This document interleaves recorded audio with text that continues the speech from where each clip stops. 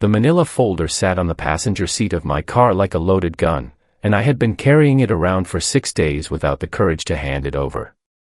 Inside were the divorce papers, already signed, already notarized, waiting only for my wife's signature to end 11 years of marriage. I never imagined that the final piece of evidence I needed to go through with it would come from standing outside my mother-in-law's kitchen door, holding a stack of dinner plates, listening to a conversation that was never meant for my ears. What I heard in the next 90 seconds would either confirm every fear I had been carrying, or shatter it completely. I had no idea which one it would be. My name is Ethan Marlowe, and this is the story of the night I almost destroyed the best thing that had ever happened to me, because I never once thought to just listen.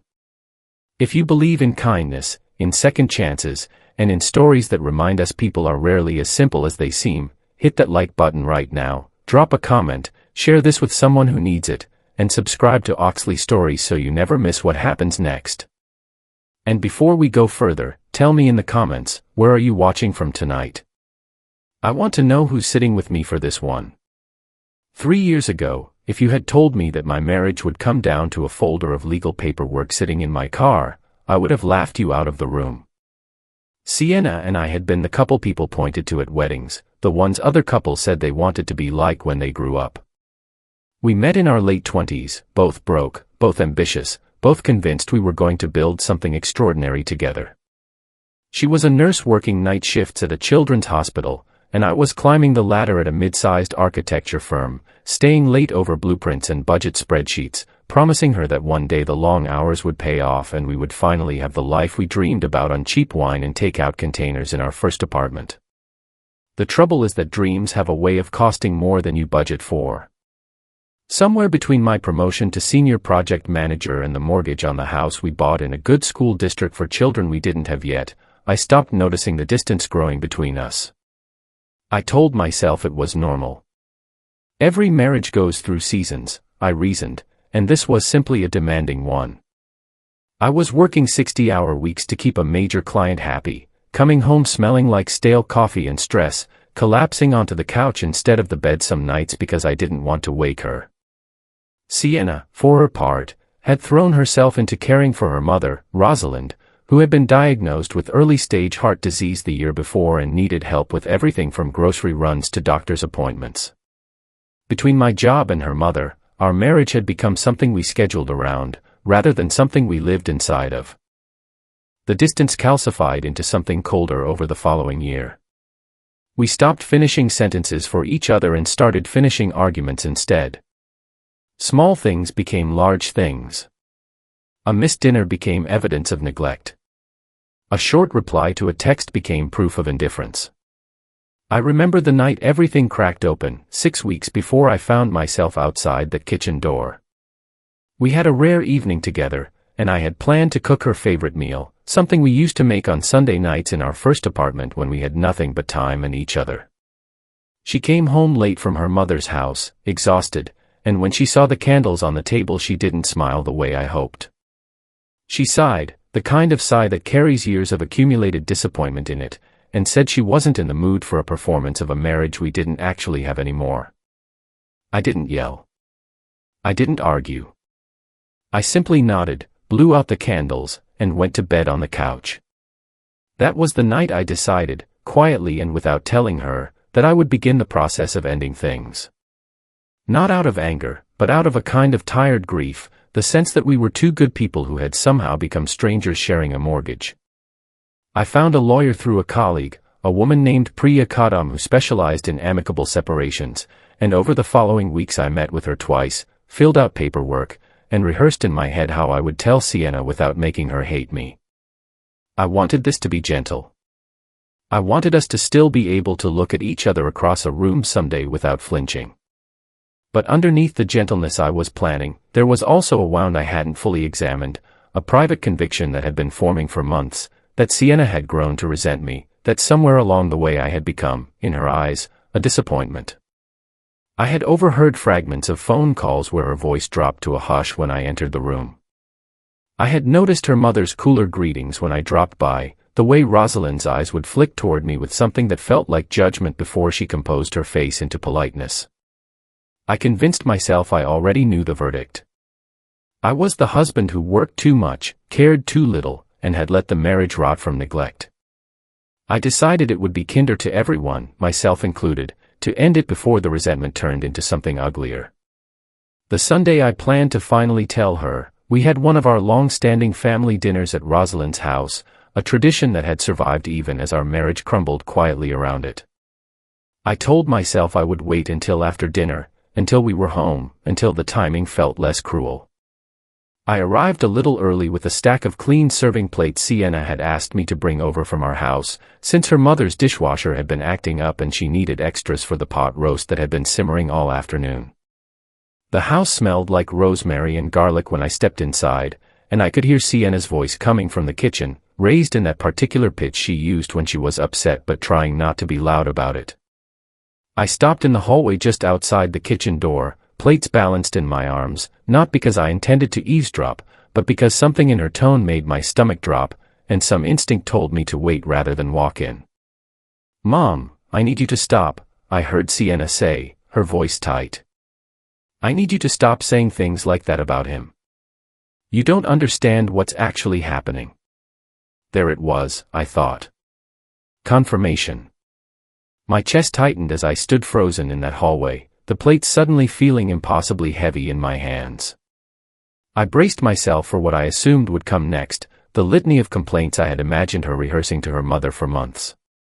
Instead, Rosalind's voice cut through, sharp and clipped in a way I recognized from every disagreement I'd ever had with her. "I'm only saying what I see, Sienna. That man walks around this family like a ghost. He barely looks at you at dinner. He's married to that job of his, not to you.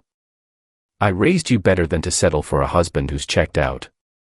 I felt my jaw clench, the old, familiar shame rising in my throat, the shame of being seen exactly as poorly as I had feared I was seen.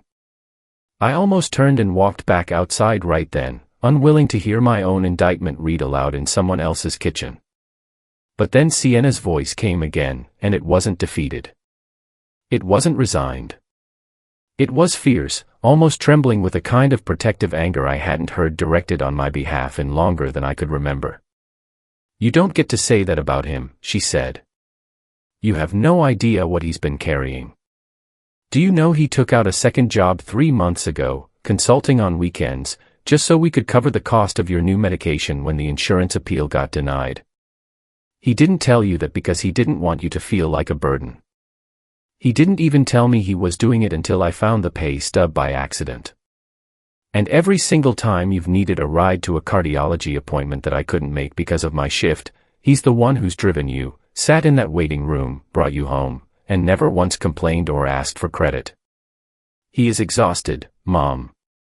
He is running himself into the ground trying to hold this family up, and the reason he seems distant is because he is drowning, not because he doesn't love us." I stood absolutely still in that hallway, plates trembling slightly in my hands, feeling something crack open in my chest that had nothing to do with anger and everything to do with a grief I didn't have a name for yet. I had no idea Sienna knew about the second job.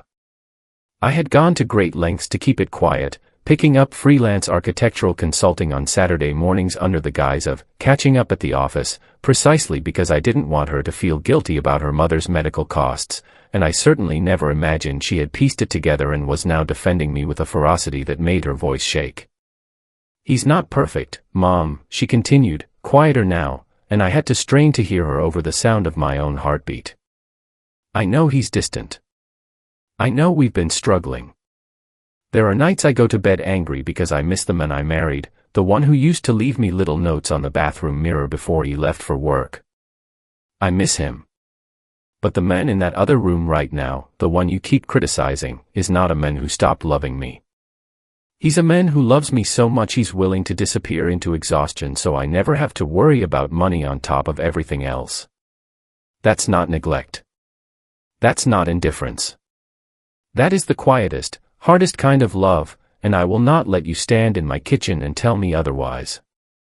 There was a long silence after that, and I stood in the hallway with tears I hadn't given myself permission to cry burning behind my eyes. Rosalind's voice, when it finally came again, was softer, almost apologetic, the voice of a mother realizing she had misjudged a situation out of fear for her daughter rather than malice. "I didn't know about the job," she said quietly. "I didn't know any of that." "Nobody knew," Sienna said. "That's exactly my point." I don't know how long I stood there after that, plate still balanced against my chest, unable to move, unable to walk into the kitchen and pretend I hadn't heard every word. The folder in my car, sitting on the passenger seat with its neat stack of signed divorce papers, suddenly felt like the cruelest thing I had ever almost done to another human being. I had built an entire narrative in my head, brick by brick, over months of silent assumptions, convinced that the woman I married had grown to resent me, when in truth she had been quietly defending me to the one person whose opinion had always seemed to matter most to her, defending me even as she herself was aching from the distance between us. I had been so certain I understood the ending of our story that I never once considered I might be reading it wrong. I finally forced my legs to move, walked into the kitchen with the plates, and set them down on the counter with hands that were not entirely steady. Sienna turned to look at me, and for just a fraction of a second, I watched her face shift through several emotions at once: surprise, then a flicker of fear that I might have heard something, then a kind of exhausted vulnerability she rarely let show. Rosalind excused herself to check on the pot roast, giving us a moment neither of us asked for but both of us needed. I stood across the kitchen island from my wife, the woman I had planned to hand divorce papers to within the week, and I told her, my voice cracking in a way I hadn't allowed it to crack in years, that I had heard what she said in the hallway. I watched her face go pale, and then I told her the rest, that I had papers in my car, that I had been planning to leave, that I had convinced myself she no longer wanted me in this house, in this family, in this life. She didn't yell. She didn't cry, at least not right away.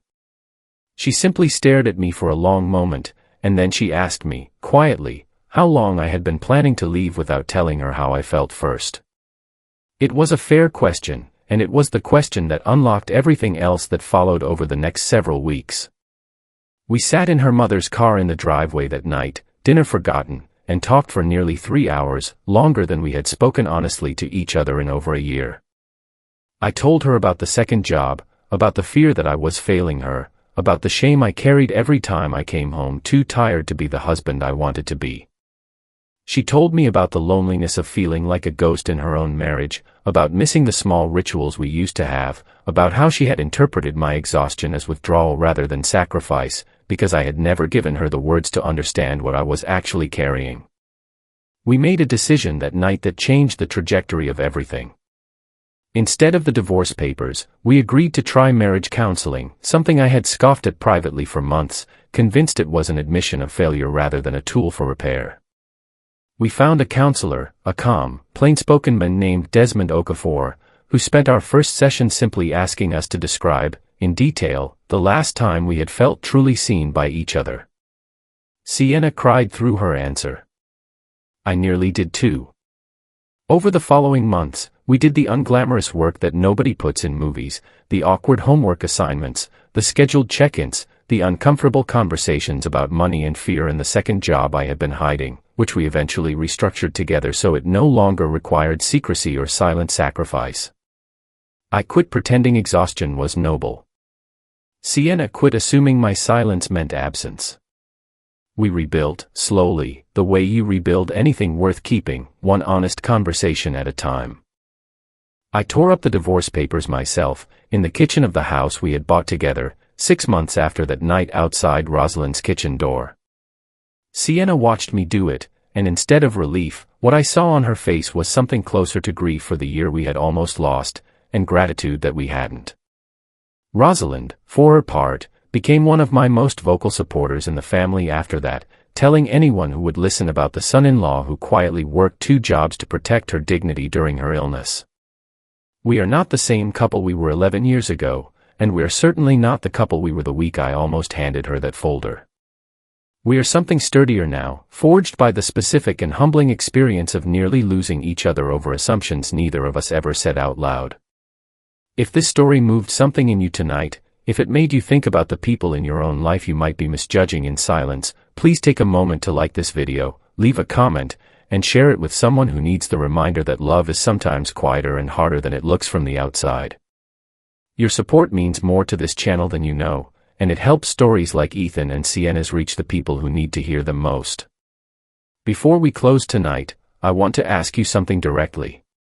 If you have ever assumed the worst about someone you love, only to find out later that you had the whole story wrong, comment the words, "I understand," below. I read every single one, and I want to know how many of you have stood in your own version of that hallway. Ethan and Sienna Marlowe are still married today, 5 years past the night that nearly ended everything, and they still keep a small tradition from those early days after counseling. Every few months, they sit down and simply ask each other the question Desmond first posed in that office: when was the last time you felt truly seen? It is a small ritual, but it is the one that saved them, and it is the reminder this story leaves us with. The people we love are rarely simple, and the stories we tell ourselves about their silence are often wrong. Sometimes the kindest thing we can do, before we give up on someone, is simply to listen a little longer than we planned to.